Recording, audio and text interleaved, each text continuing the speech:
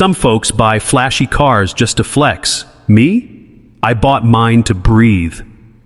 After years of nonstop grind, I finally gifted myself the one thing I promised I'd own before my time was up.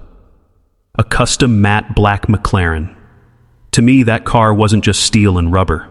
It was therapy, a trophy, my personal sanctuary. And I honestly believed the quiet, overpriced neighborhood I moved into would be the perfect place to enjoy it. Smooth streets, locked gates, and neighbors who seemed more concerned with their hedges than with me. Or so I assumed. Because here's the thing. Peace doesn't last long when you roll up in a dream car while surrounded by people drowning in their own jealousy. Before we get deeper, drop a comment with the country you're watching from. Let's see how far this story spreads. But keep this in mind, the villain here isn't your everyday nosy neighbor. It wasn't a bored Karen with nothing better to do.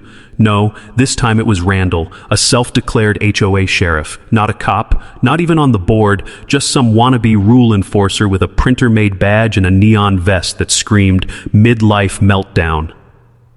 It started with a note slapped on my windshield. Not a nice one, not even close.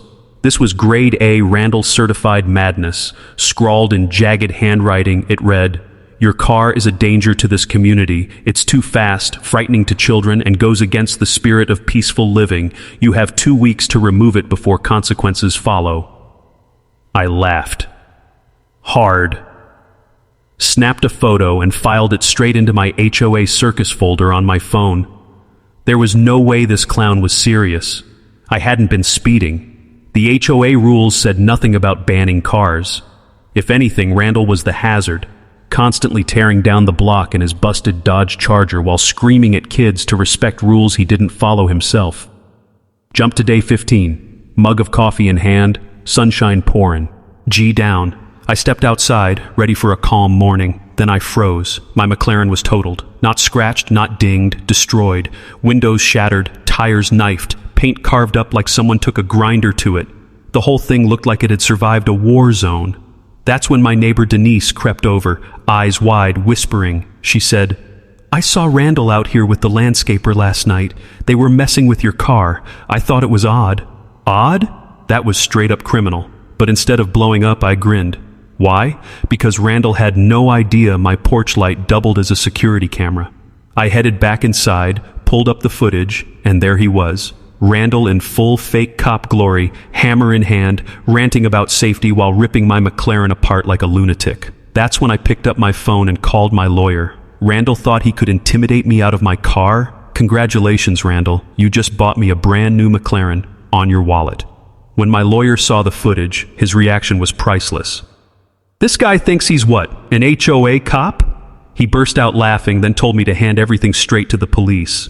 Property damage on that scale wasn't small potatoes. The repair bill alone would break 6 figures. But Randall? He didn't just disappear quietly. Nope, he doubled down. The very next morning, I heard that familiar knock on my door. The kind of knock only a fake authority figure thinks makes him sound official. I opened it to find Randall standing there in his neon vest, cheap knockoff sunglasses, and clutching a clipboard like he was auditioning for Mall Cop of the Year. "You've ignored official HOA orders," he barked, jabbing his finger at me. "Your car put this neighborhood at risk. I have the right to enforce action. Consider yourself fined." I nearly spit my coffee out. Fined?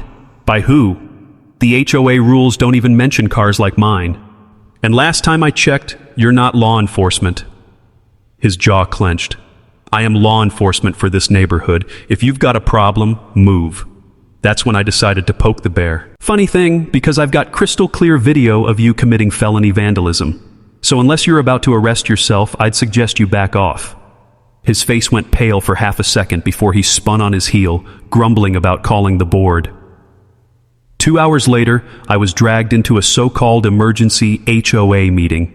Randall had somehow convinced the board to join this circus. At the head of the table, the president, some woman named Marka, tried to smooth things over. Let's be fair, Randall was acting in the best interest of the community. Maybe he went too far, but I cut her off. No, there's no maybe. He destroyed private property, and you're standing here defending him. One of the quieter members cleared his throat. Technically, Randall doesn't serve on the board. He volunteers. volunteers. That was rich. So not only had this clown demolished my $250,000 McLaren, but he wasn't even authorized to act for the HOA. At that moment, I made two decisions. One, I'd let the police deal with Randall. Two, I'd let my lawyer deal with the HOA for protecting him. And sure enough, when the cops came later that week after reviewing the footage, they didn't hesitate. Randall was cuffed right there on my driveway, sputtering about conspiracies while the neighborhood kids pointed and laughed. If you're enjoying this HOA saga so far, hit that like and subscribe, because Randall's nightmare didn't end with his arrest. His nightmare was just starting.